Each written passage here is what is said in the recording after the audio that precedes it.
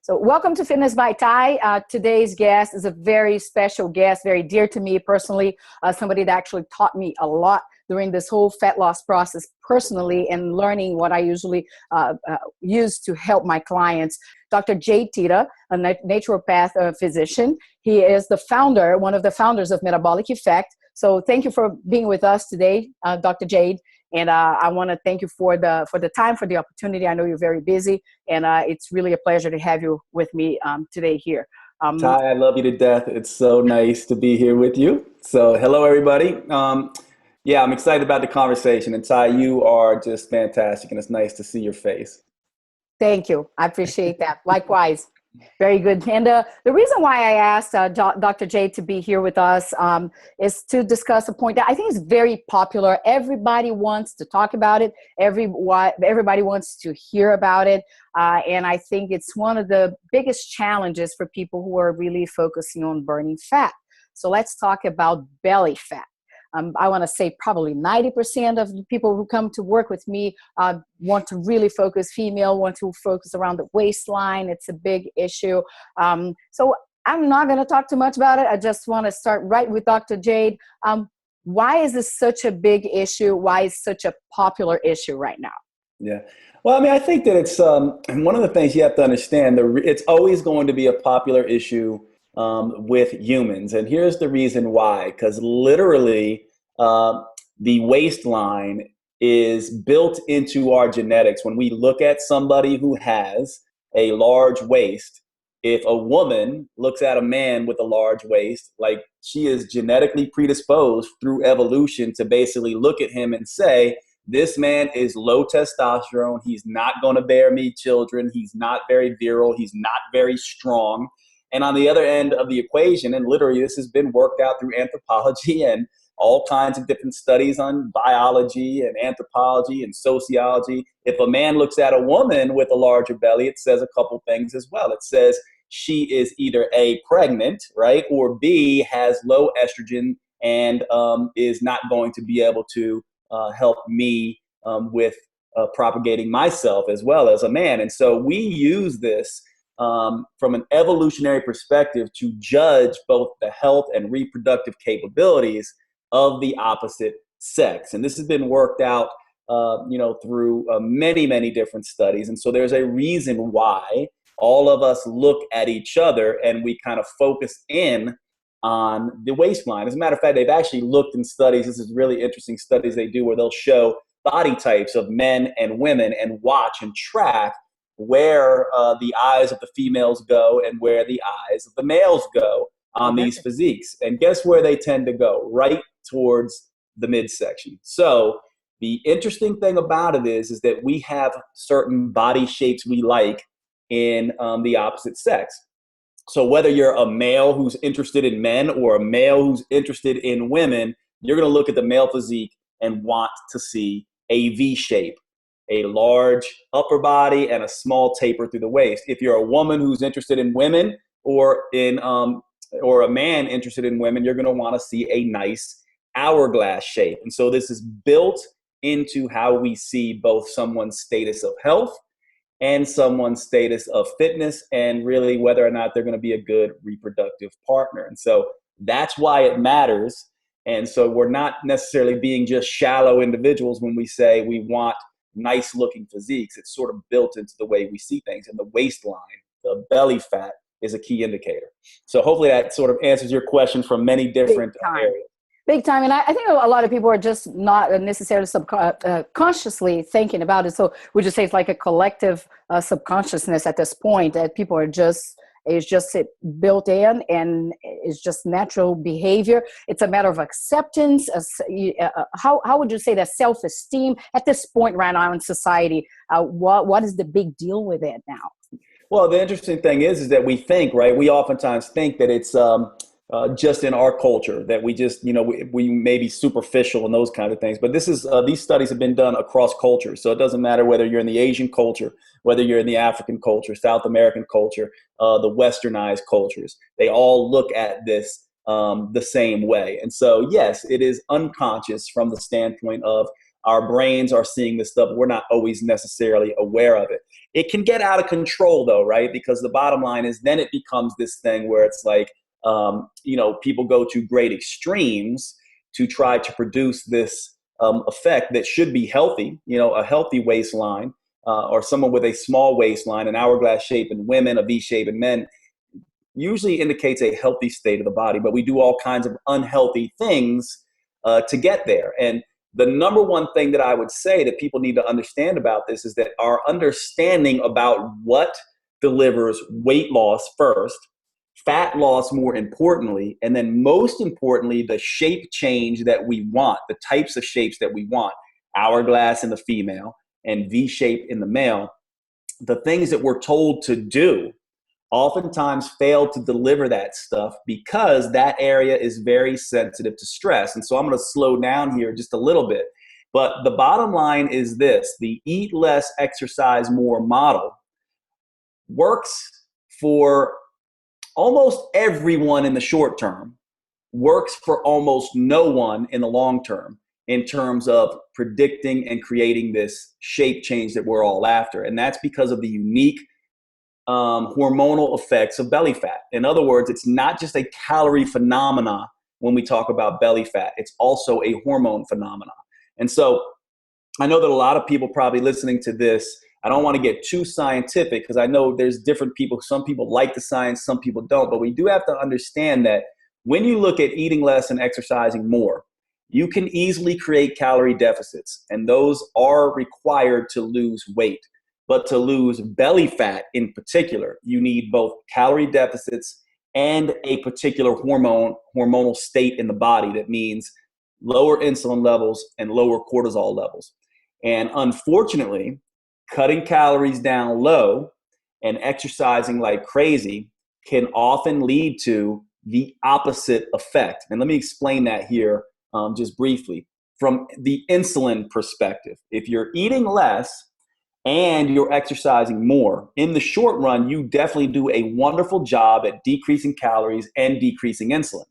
But guess what? We all know what happens after a week, 10 days, 14 days doing this. For most of us, we start to crave and get hungry, and we start to overeat sweets, and we get cravings, and we might have binges and things like that, which will amplify the effects of insulin.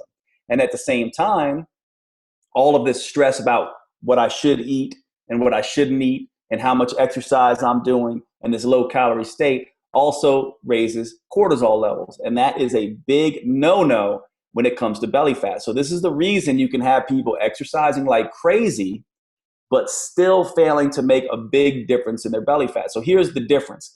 Let's say you and I go on a diet together, right? And by diet, I mean we decide we're going to eat less and we're going to do a ton of Zumba classes, lots of, metabolic effect classes and lots of abs classes, right? So we're going to do that together. What will happen is after about 7-10 days, we'll see some results and we'll see our waistline go down a little bit. But then what will happen is we'll start getting this hunger increase, this craving increase. Maybe our energy will become unpredictable. Cortisol might start rising. This is going to be different for different people at different states. For instance, for you, it might happen in 10 days. For me, it might take 21 days to get there. And then what happens is when I look at my body, yes, I've lost weight, but when I measure my waist circumference, maybe I've shrunk all over the place, but my V shape, the shape of my body, has actually either stayed the same or gotten worse. Here's an example. Let's say I started out as an apple shape and you started out as a pear shape when we went through this process, or maybe you started out as an apple shape as well. And we go through this process.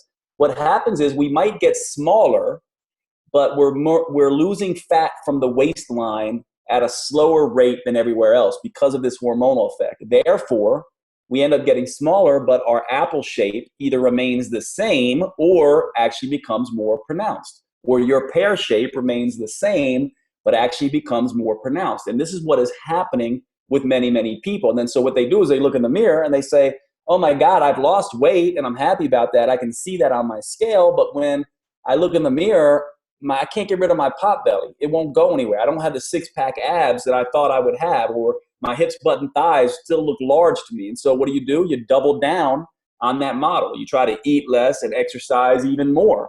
And yes, you get some results, but the same thing happens. And so here's what we need to be thinking about with belly fat. How do we take the brakes off of belly fat so that when we lose weight, we lose an equal portion from the midsection as well? So that our apple shape goes to a V shape if you're a man, or our apple or pear shape goes to an hourglass shape if you're a woman. Once we understand this effect, we have to understand it's about doing things smarter, not just harder or more or longer, right? Because that's what we typically do. We run into this place and you see it, Ty, and I see it. And then people say, oh, well, I must need to just do more frequent exercise, Yeah, or I need to absolutely. go more high intensity exercise, or I have to do longer exercise. Or if I have an extra 30 minutes, I should be doing 15 minutes of abs, instead of going home and resting. And so we need to understand um, all of this long diatribe I just went on is really to understand two key points. Calorie deficits are necessary, hormonal balance is necessary. But when you push eating less and exercising more to the extreme, you automatically create a hormonal imbalance that will catch up with you in terms of slow weight loss around the midsection. Yeah. That's really what we're talking about. So how do we do it then, is the question. Yeah, exactly. One thing I wanted to bring that you mentioned a couple of times there, people just really over exercising and tightening up the screws and pushing it really harder or longer, etc. We see even people who are working sometimes kind of go in the right direction. It's a process. It's not a fix. So it's not a 3, 10, 14 or 21-day fix. It's something that each person will move at different rates, right? We're learning that as well. And sometimes even people who are following the process in the right direction, learning how to understand their biofeedback, sometimes they have a hard time still targeting that. And many times I see the issue being, how do we manage that? How do we figure out that cortisol point? So Yeah. how do we know if we're doing too much? And the other point is, well, I'm not stressed out. My life is fine. I have a cool job. I go home at 3 in the afternoon. My kids are all set. I'm okay. And I'm just feeling I'm seeing results. I'm getting more definition. I just can't get rid of that spot. Right. And then how do we analyze cortisol and stress for somebody who virtually would say that they don't really have a stressful life? What is stress in regards to belly fat? Okay, so there's really two questions there, right? So the first question we need to sort of get to is, what is stress really? And then number two is, how do we know if we're doing too much? How do we know if we're doing too much, and if we're getting too much cortisol, right? So the bottom line is, let's talk about what is stress first.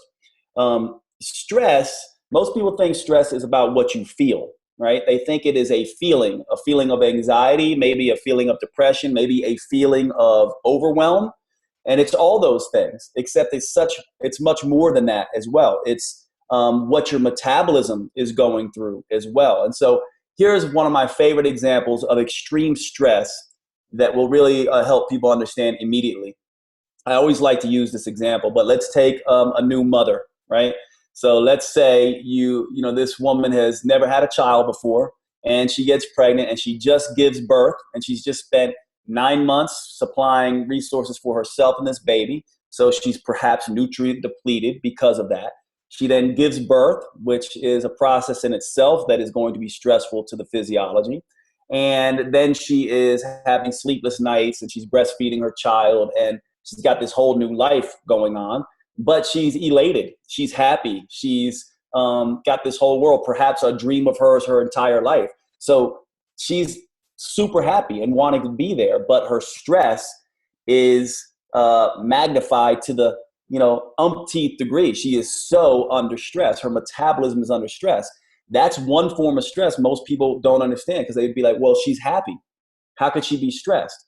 Well, trust me, she is stressed to the hilt because her body has to deal with this.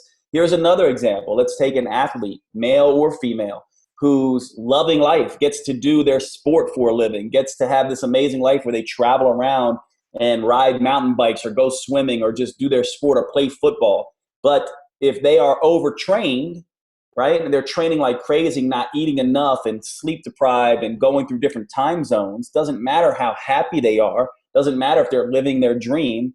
Their body is under stress. And so I like to set these things up as two things. There's mental stress, emotional stress.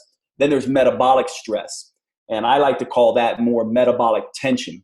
And metabolic tension is far more difficult to get a handle on. But it is the type of stress that is probably causing the issue with belly fat. So let's talk about this stress really quickly. What is stress really? Stress is your body, the term in science is homeostasis. Your body, in other words, it's a fancy term for balance. Your body and your physiology and your metabolism is always seeking balance. Anytime that you throw it too far out of balance to a place where it cannot regain balance, you put your body under stress. So one example of stress would be eating like crazy and doing no exercise at all. That's a form of stress. That's the form of stress that most people, most Americans, right? Most people in the Western world are under. They're under the eat more, exercise less type of stress. Mm-hmm. Now, what people do to deal with that is they say, okay, well, I'm going to exercise more, right? And eat less. And so if we look at this on a continuum, for a while, it's better. Things are better. It's good. It's good. But you can easily push over and then push yourself too far into stress. So there's this bell-shaped curve. Yes, sitting around watching TV and eating like crazy is a form of stress. What people understand that. And then they also understand that diet and exercise can be a fix for that stress, but only up to a point. Taken too far, that too becomes a stress. And what many people are doing is not recognizing that they're solving one form of stress, going too far to the other extreme, and creating another form of stress. So it's about finding balance. It's about eating enough and exercising enough. And so that's what stress is. Okay, so that's the answer to your first question. We have to understand that. Then the next question is, how do you know when you push too far? Well, it's really interesting. Your body is giving you biofeedback all of the time. What do I mean by biofeedback? I mean biological signals that speak to you. Things like hunger, things like energy levels, things like cravings, things like changes in mood, things like the way you sleep, things like how motivated you are to exercise, things like your performance during exercise, things like your recovery after exercise, things like your libido, things like how well your menstrual cycle functions. All these things are ways that your metabolism is speaking to you, right? So on one end of the spectrum, when you're eating less or eating more and exercising less, what happens to hunger, energy, and cravings? Most people are having hunger all the time, right? And they're craving stuff all the time, even though they're eating whatever they want. They're constantly sitting around eating. Well, what happens when you exercise all the time and you don't eat much? Same thing, right? You feel hunger. You start getting cravings. Those are signals that your physiology is under stress. And so what you want to begin to do is understand that when I'm having cravings, when I'm under feeling hungry all the time, when my energy is unstable and unpredictable, when I'm waking up at 4 o'clock every morning and feeling wired, that is stress. And that I have to look at all forms of stress, not just overwhelm at work, not just stuff related to my schedule, but also stuff related to how hard I'm exercising and how often I'm exercising and how intensely I'm exercising and whether or not I'm fueling that exercise appropriately and whether or not I'm taking enough downtime through meditation, through time with pets, through massage, through all these things that none of us really think about when we're talking about trying to get our belly fat reduced, right? How many people think about, oh, I need to reduce belly fat, I should go take a nap. But the truth of the matter is oftentimes with belly fat, it's about spending one more hour in bed versus one more hour on the treadmill for many people with belly fat, right? And so that's what you need to look at. So just to repeat, stress is way more than we think it is. And when your physiology is under stress, it's going to show up on your waistline. And how do you know when you're under stress? You know when you're under stress when things like hunger and energy and cravings, which I call HEC or HEC, when your HEC is out of check, or in addition, sleep, mood, performance suffers. All those things are an indication that you are too stressed out. And that is the reason why you're having difficulty. And so if you're someone listening to this and you're saying, I want to lose my belly fat, you need to understand that it's not just about diet and exercise, and that diet and exercise are only a solution up to a point. And then when they're taken too far, they can actually be an inhibitor of what you're trying to do. And so find balance with diet and exercise, but then also find rest and recovery activities in your life that reduce the stress. That is the ticket. So notice how we're not talking about just about carbohydrates and calories, and we're not just talking about high intensity interval training and metabolic conditioning. We're talking about this other thing that is all about taking rest and recovery. And then there's one more factor to this, and that people need to understand. There is one form of movement that is almost always restorative and stress reducing, and it's walking. And that's why I make a distinction when we're talking about belly fat between movement and exercise, because low intensity walking the dog, walking, drinking coffee, walking with your significant other, having a conversation, walking, looking at the plants, stopping and smelling, the flowers type of walking. That lowers stress. That decreases stress. That lowers cortisol. That has a very balancing effect on your physiology. In fact, research tells us that if you take individuals who sit around on their butts all day and then go work out for 30 minutes, they're not nearly as healthy and typically as fit as someone who walks all day and doesn't exercise for 30 minutes. So that's really interesting, because most people would think, oh, well, if I sit all day and I go do a high intensity interval training session, I'm better off, right? I'm better off if I do that. The truth is, you'd be better off moving all day and perhaps not doing those sessions when it comes to stress. And so that's how you know stress is more than you think. It's more than emotional. It's more than psychological. And you know when you're under stress and having too much stress, when hunger, energy, and cravings gets out of check, when your mood changes, when libido changes, when menses changes, when all these things, when sleep suffers. That's how you know. And if you know, and if you see that, and you're also suffering from not being able to burn your belly fat, you know the reason why. Stop spending 30 extra minutes doing abs classes, and instead take 30 minutes and do a restorative yoga class, or just lie down and rest, or go home and jump in a hot tub and relax, or go for a nice leisurely walk. I want to actually, since you mentioned that, I want to bring that up. And it's something that I've always, a long time teaching metabolic effect classes. Very commonly, we would offer abs classes like right after the metabolic effect, even though we're telling people that's not what's going to burn the fat in your belly.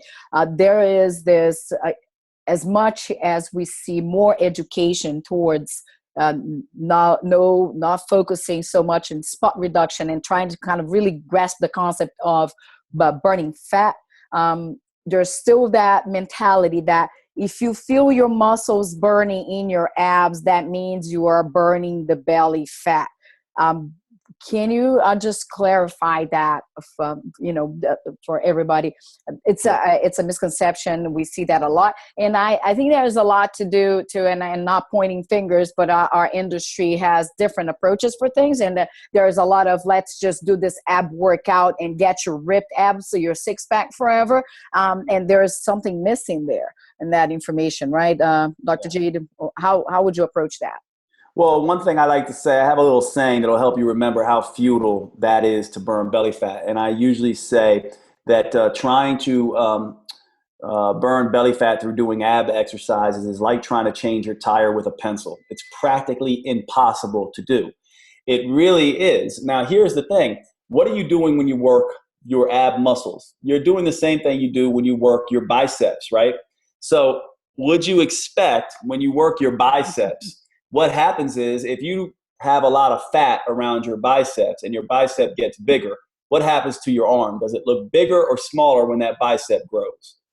It actually looks bigger, right? So Yes. The idea is that when you're trying to burn belly fat, you don't want to be thinking about this idea that I can just do a bunch of ab work and have myself burn fat from that area.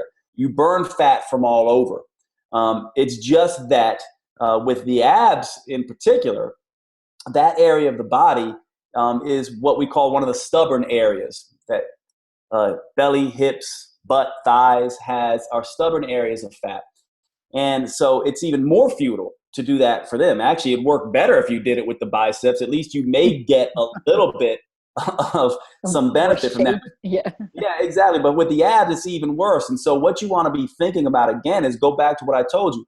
You need calorie deficits and hormonal balance if you're trying to burn fat in general. So the first thing that you need to understand when you're thinking about ab fat is diet comes first.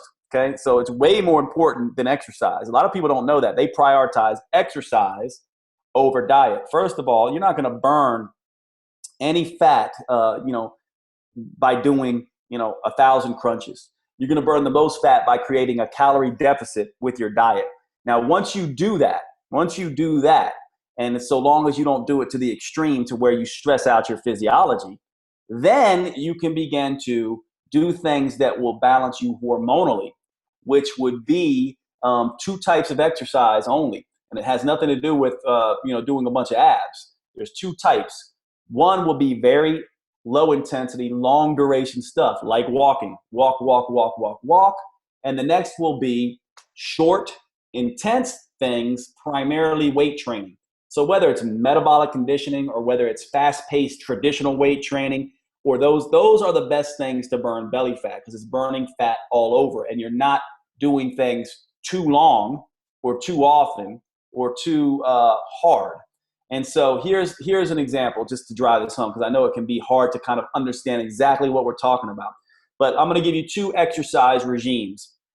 And you tell me, based on what I've told you, which one to be more effective for belly fat reduction. Now, let's assume the diet is dialed in tight. Okay, so this is a person who's eating, not eating too many carbohydrates, but not eating too few. Not eating too many calories, but not eating too few. They've got their diet dialed in.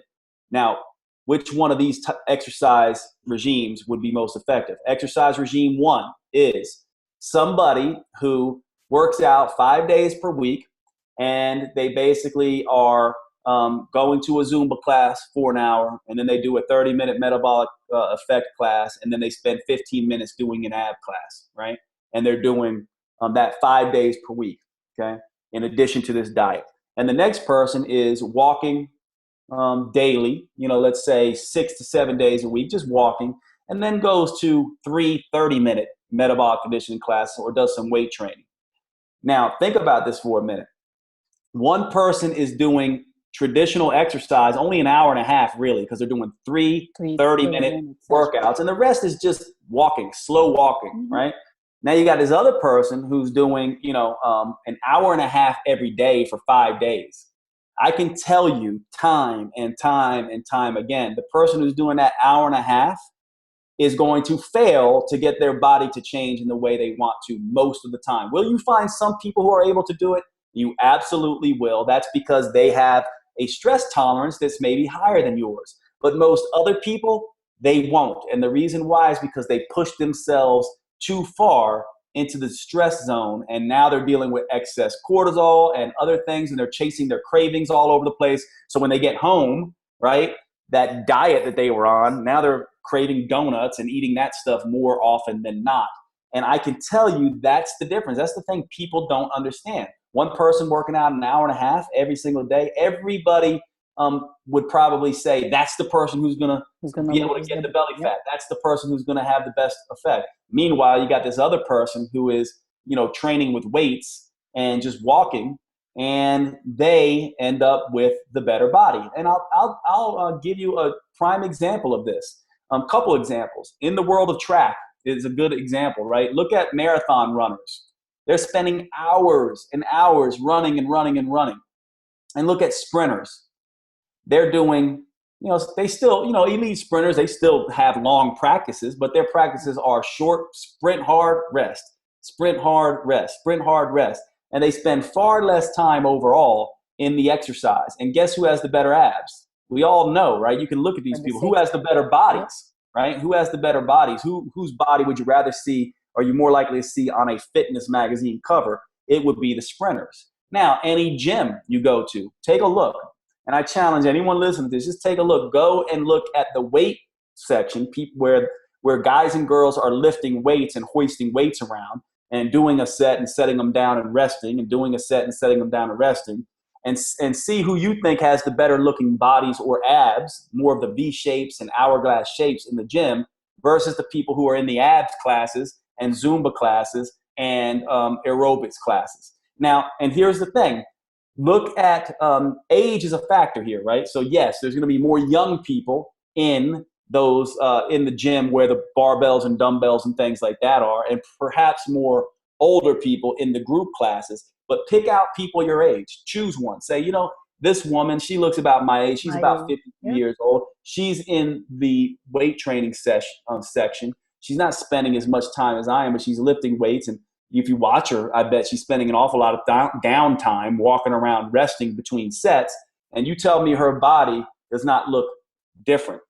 That's what I'm talking about. You see this everywhere. But for whatever reason, the dieting world has bought into this idea that the way to an hourglass shape, the way to that fit body and healthy body, is through just exercising as much and as hard and as often as possible. And that is completely wrong when you start understanding that it's not just calorie deficits you need, it's also hormonal balance. And all this exercise you're doing is making you hormonally imbalanced, and that is a disaster for losing belly fat. It's not that you won't necessarily get thin, you just won't get that six pack. You'll be a thin pear shape or a thin apple shape. And we all know people like this, right? It's just like they're thin, they don't necessarily look like the fittest people, the kind of bodies we want. And I know a lot of dieters have the same thing. They'll say, I've even had people say this to me, like, Jade, I've lost the weight, but I don't really like the way my body feels and looks. And frequently with women, they'll say, I feel mushy. I don't feel as tight as I was, even though I lost weight. And that's partly because they're not getting this correct. So just to repeat, and I'll repeat this several other times if you wanted me to, but if I was going to create a hierarchy for belly fat, I would say the first hierarchy is, one, build a lifestyle, what I call rest-based living, that has lots of rest and recovery activity in it that does not include food. Meaning, I'm not talking about sitting in front of TV eating a wheel of cheese and a box of crackers. I'm talking about, leisurely walking, hanging out, meditation, listening to music, hanging out in the bathtub, things that are relaxing and restorative, herbal tea with your friends, relaxing and restorative activities that lower stress, that don't involve food, right? There's plenty of those, right? You're not going to bring, wine and cheese and crackers into the bathtub with you, are you? Probably not. Probably not. So, probably not. But that's what I mean. You're not going to bring, a cheesecake with you on your leisurely walk. It's just incompatible with eating. You're not going to, have, a plate of food, while you sleep. So those things are critical. That's the first thing you need to prioritize. How many of you are doing those things? How many people come home from work and instead of turning on the TV and breaking out a wheel of cheese and crackers, instead go get in a hot bath and light some candles and relax for a little while? So why so much fear of slowing down? Because all those things that, they almost sound too good to be true, right? You say, well, you're telling me that if I just do all the nice and relaxing things, that's going to happen. I see a little bit of a reactive behavior to those recommendations of saying, I'm almost like people are almost afraid of slowing down, afraid of exercising less. Even if you're telling them scientifically, this is going to work, this is what you need to do, your cortisol is going to... They certainly are. And here's why. Because people listen. This is my belief, my opinion. People listen, and they've listened to what they've been told. And this belief system that more is better is ingrained in us. Whether you hear it 1,000 times, that's not the case. It's ingrained in us. More is better. That's how we think. And it's absolutely wrong. It's a bill of goods that we've been sold, and it's time that you stop thinking about that. I used to have people say to me, and this is getting better as it's slow but sure, but I used to have people brag about only getting 4 hours of sleep. I only need 4 hours of sleep. I get all kinds of work done, right? Now we know how many people will brag about that today. That's back in the 90s. Now people are now they sort of understand There's nothing to be bragging about with that. That ages me. That makes me fat. That makes me feel like crap, right? So you don't see a whole lot of that, but you still have people bragging about how many workouts they do and or how hard they work out or how long they work out. You still have people bragging about that because that mentality, they still believe harder is better.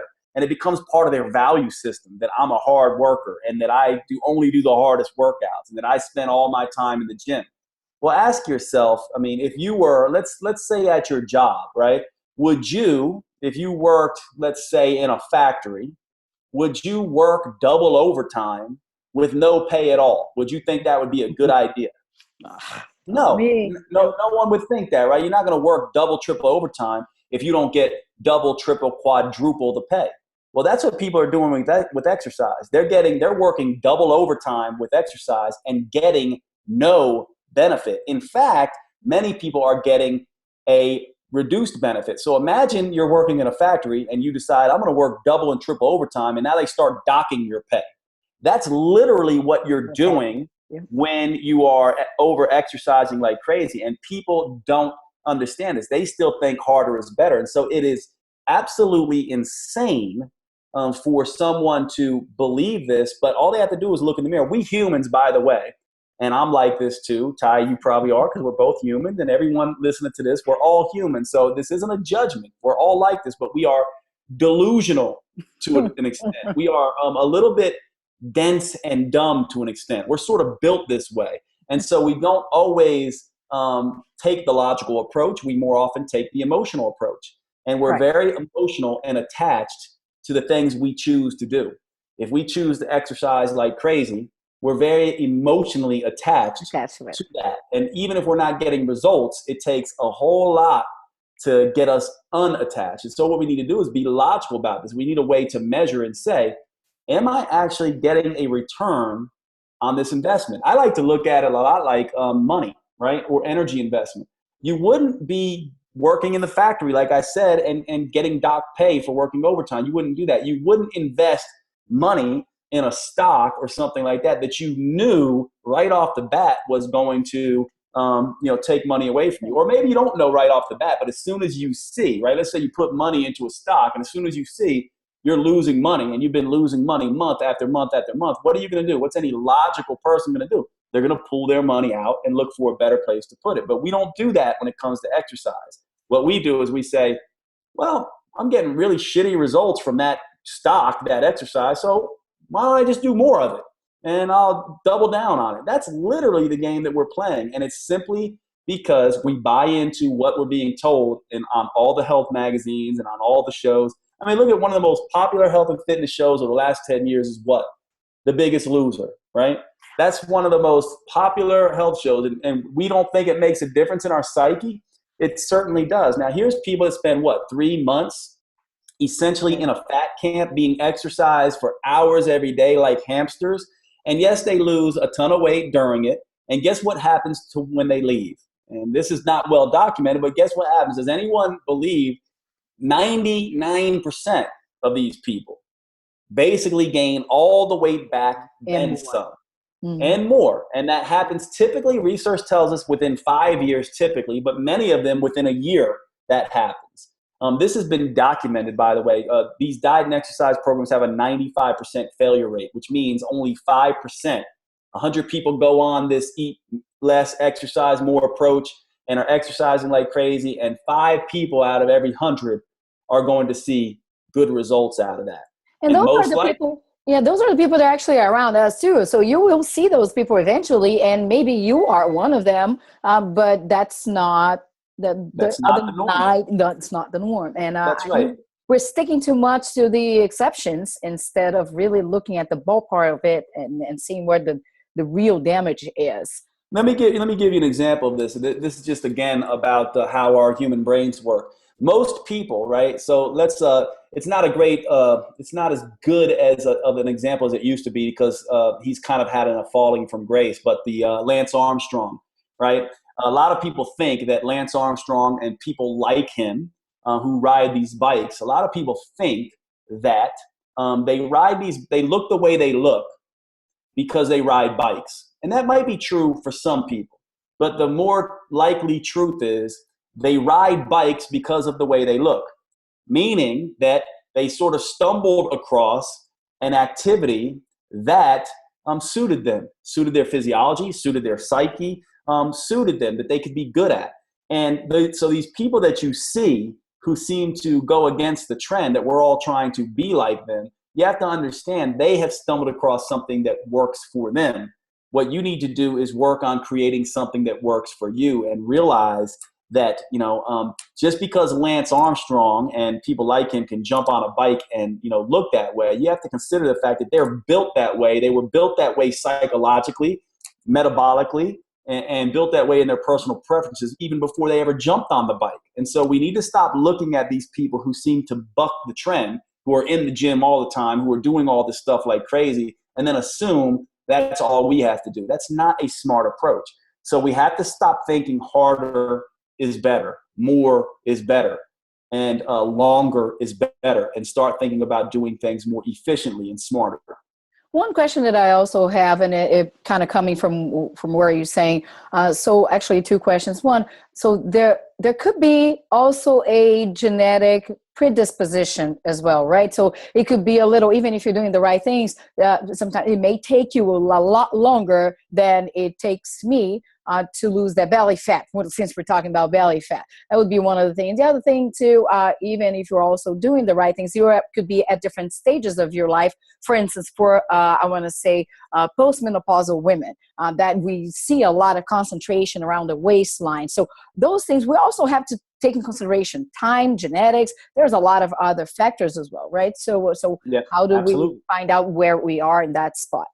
Yeah, that's a great point. So yes, there's genetics, which roll into your unique metabolism, right? And we know that no matter what your genetics are, if you age, for instance, if you're postmenopausal, perimenopausal, menopausal, that is going to change the metabolism in ways that are very different than a male metabolism or a young female metabolism. And that is going to impact you, and you have to honor that. In other words, there's nothing more crazy than a postmenopausal woman looking at a 20-year-old male doing metabolic conditioning and high intensity interval training and trying to copy that. Well, it's almost as ridiculous as them looking at a 30-year-old female who's super fit and trying to copy that. You have to honor your metabolism. So yes, genetics play a role. Your unique metabolic expression plays a role. And two other things play a role: your psychology and your personal preferences, right? So what I mean by that is your psychology. You might be psychologically predisposed to really like doing cardiovascular exercise, or really like doing weight training. Now, the truth of the matter is that physiology tells us you're probably better off doing more weight training, but you're never going to be able to stop doing cardio if you are psychologically predisposed to liking that. That's part of your psyche. That's part of your personal preference. It's just about finding balance. However, when we get into this, right, really what we're talking about is something completely different than just calories in and calories out. Now we're talking about metabolism. Now we're talking about hormones. And the reason why menopausal, perimenopausal, postmenopausal, menopausal women are dealing with belly fat is all about the hormonal changes. They can do nothing different with diet and exercise.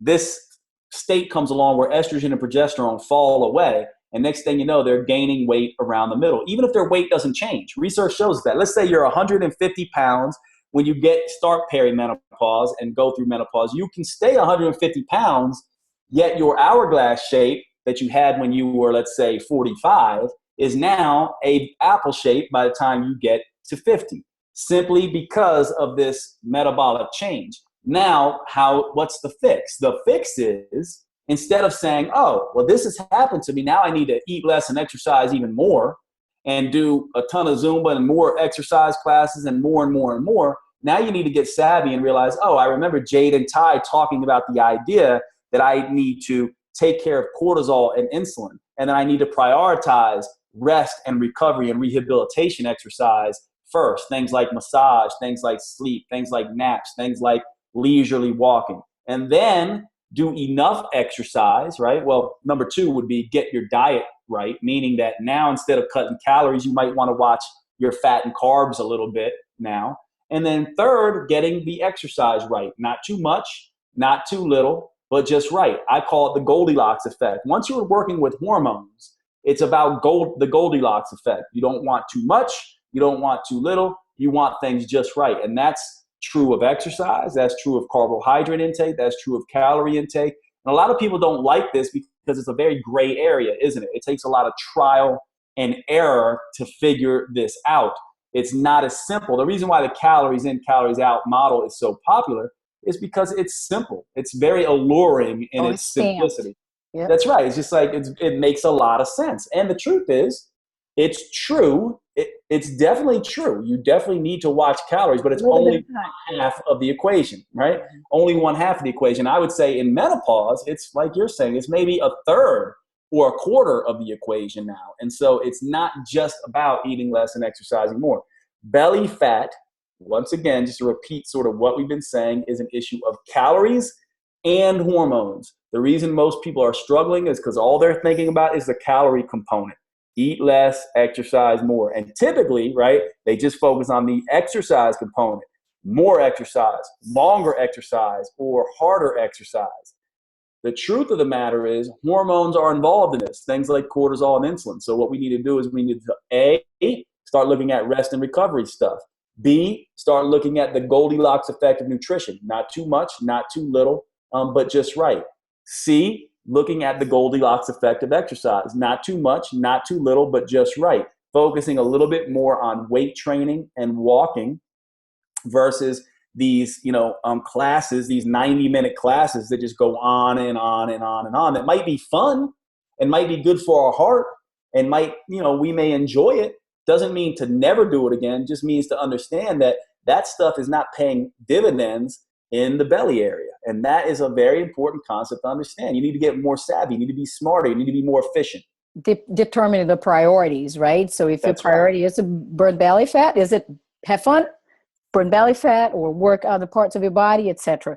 That's a big point. It's really, let me make this point too, Ty, because I think, again, let's just drive this home, because I know you teach all kinds of different classes, right? So I know you teach Zumba, and you come from a Latin culture. I don't teach Zumba, but I do have a lot of friends who do. And I have right? Friends who enjoy that a lot too. Right. And so you understand there's a lot of people who like dance. There's a lot of people who enjoy that. And my whole thing is that is wonderful to an extent for stress reduction, right? Because you enjoy it. But why not, instead of doing 5 of those classes a week, why not do 1 or 2 and balance it out with more weight training and some of the stuff that we know will work, or more walking? So yes, you can still have your fun.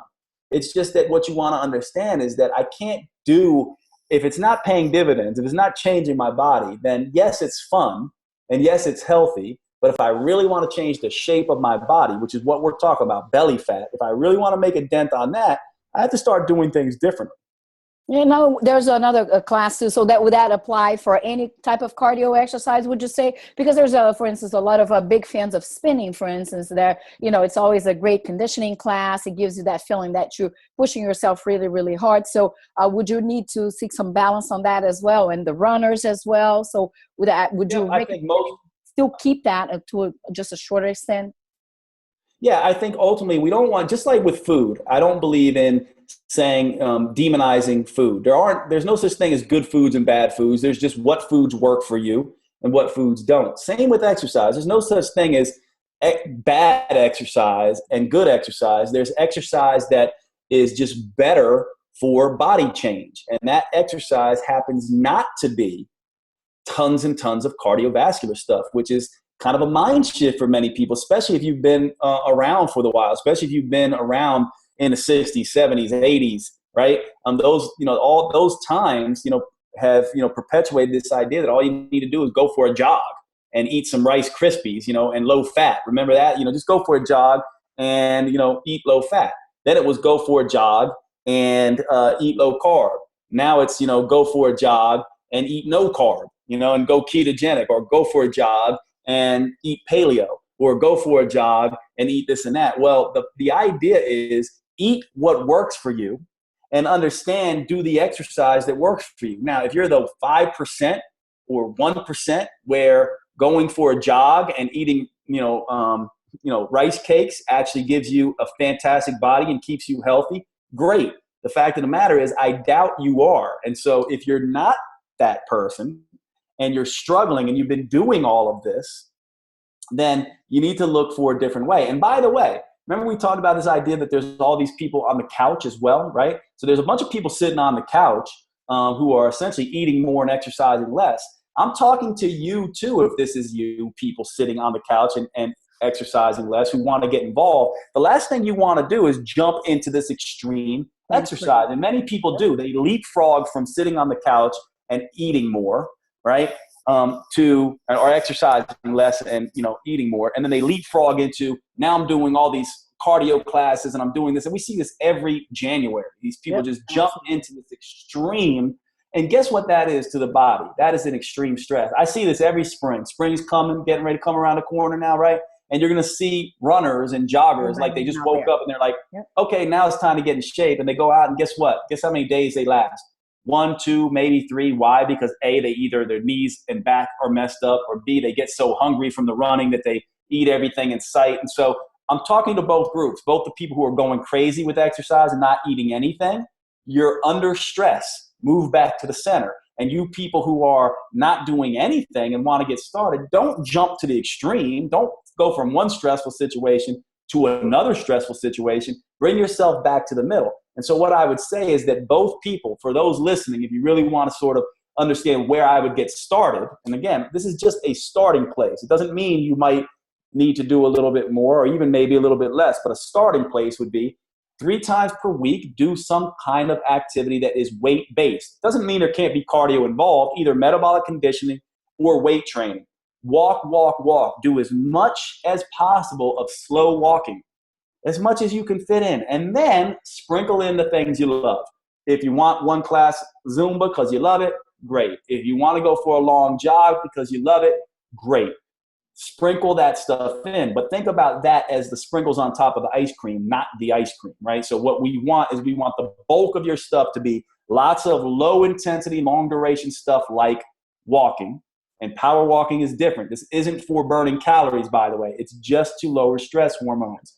And a good quality resistance training program, 2-3 times a week maybe. And then sprinkle in, if you want, may not be necessary for you, sprinkle in some Zumba, some cardio, some other things you love, and make it a priority above all else to live a rest-based lifestyle, meaning you have to take time to relax, to rest, and recover. So get in a hot bath, take a long hot shower, go get a manicure or a pedicure, get a massage, do some restorative relaxing yoga, take a Tai Chi class instead, learn to meditate, right? Hang out with loved ones, spend time with your pets, do the things that are going to help you rest and recover that don't involve eating cheese and crackers, right? So that's what we want to be thinking about.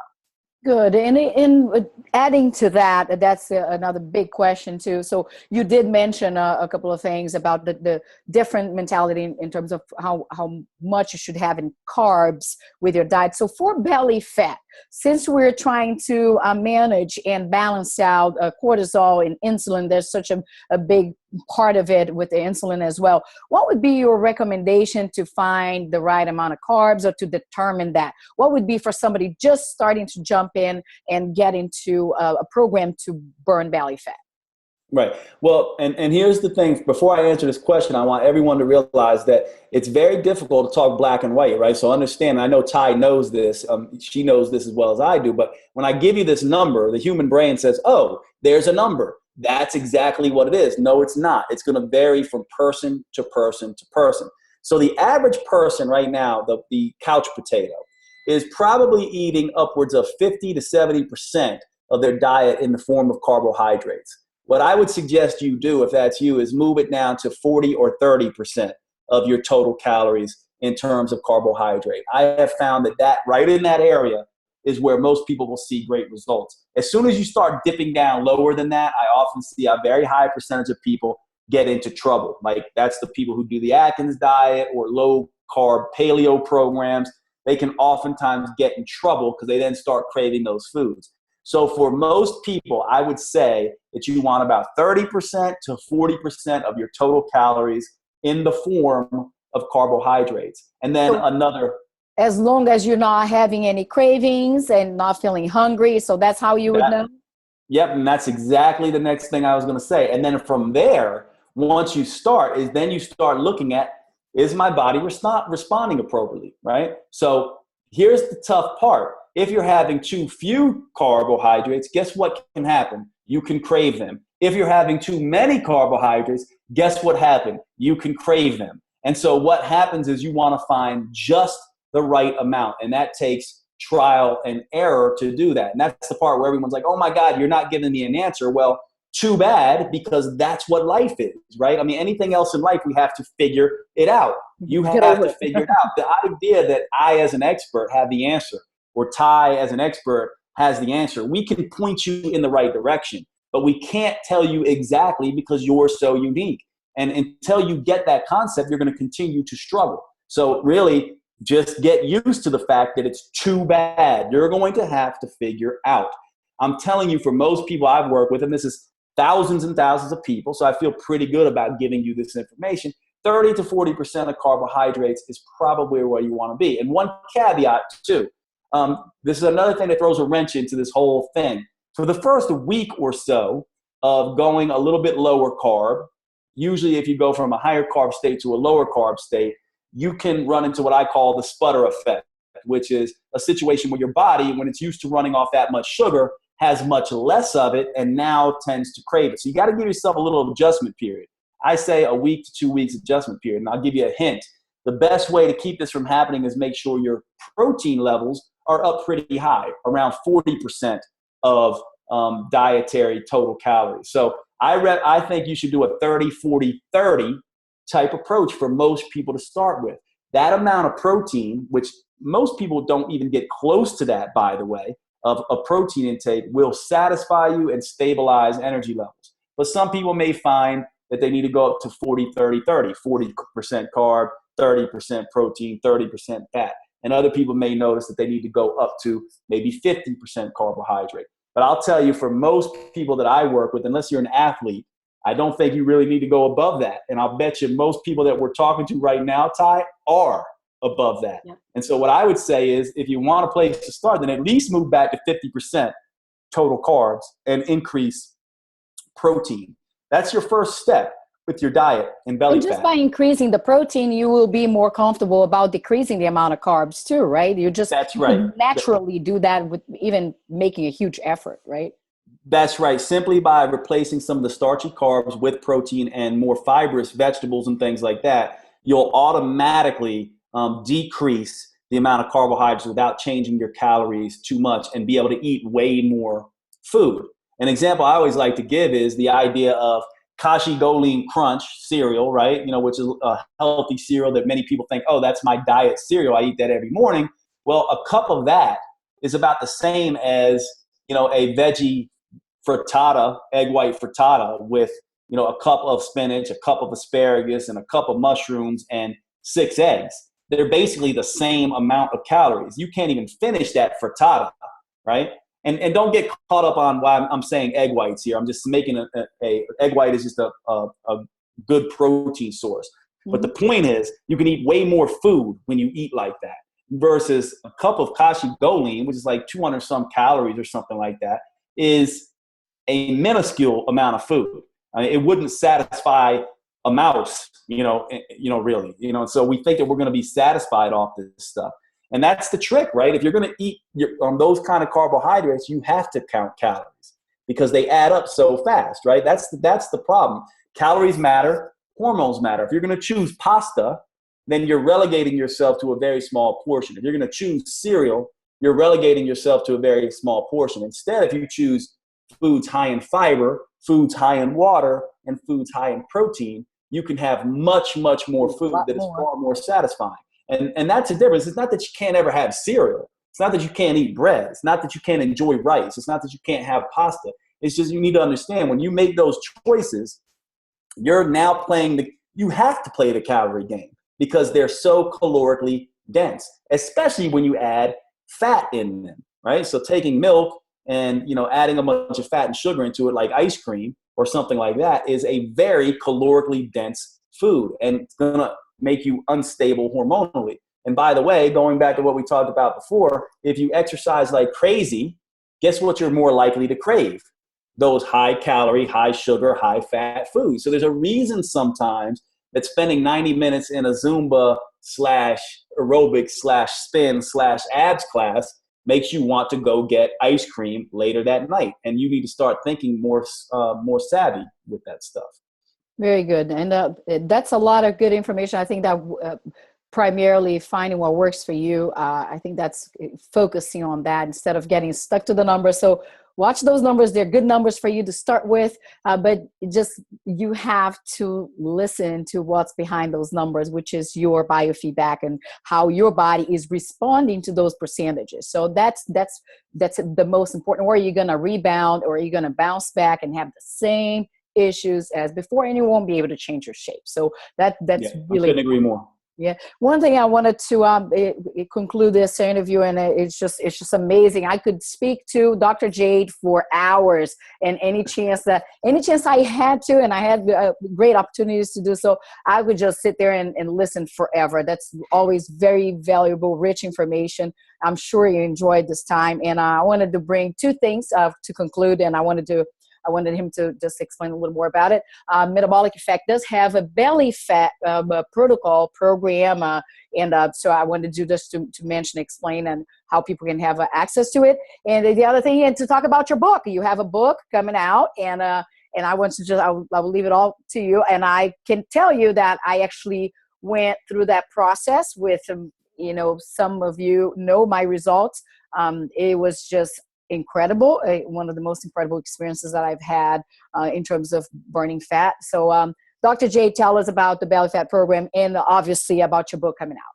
Yeah, well, the belly fat program, we're going to be launching it towards the end of this. So I guess the end of a few weeks, end of March, early April, we're going to launch our stubborn belly fat program and our cellulite program, which will really get into a lot of what you and I talked about and give everyone sort of a protocol to follow. Now, again, it's as you've alluded to, Ty, it's about starting people out with guidelines and then teaching them where to go from there. And so that belly fat program will be coming out in April. So look for that. So if you're not on our email list, go to our site, metaboliceffect.com.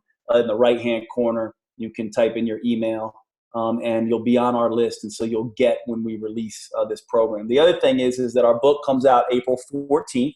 And right now we're giving away about $5,000 in bonuses for the book. And the book, here's what this book does. Every single thing that Ty and I just talked about that you were probably a little confused about and wanted more answers with, the give and take, the trial and error, this book essentially is all about that, teaching you how to do that trial and error process. It's called Lose Weight Here, but it really probably should have been called the Metabolic Detective, because it really teaches you how to be a detective versus a dieter. That book comes out April 14th. And if you want to go look at some of the bonuses, you can go to bit.ly/LWH or bit.ly/LWH bonuses. Or just go to our Facebook page, Metabolic Effect Facebook page, and we are posting constantly until the book releases. And so for those of you who want to get involved with this, those are the resources for you. So thanks for letting me mention that, Ty. Of course, and it's a very valuable resource, and it takes to each person their own work, like you said, being your own detective, and having those guidelines and having the support from such rich source, it makes a world of difference.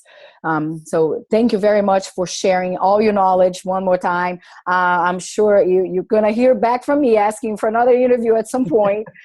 I love it, Ty, and I love you. You're wonderful. Thanks for all you do. You're wonderful. Thank you very much. And I look forward to talking to you soon. Okay. See you guys. Bye, Ty.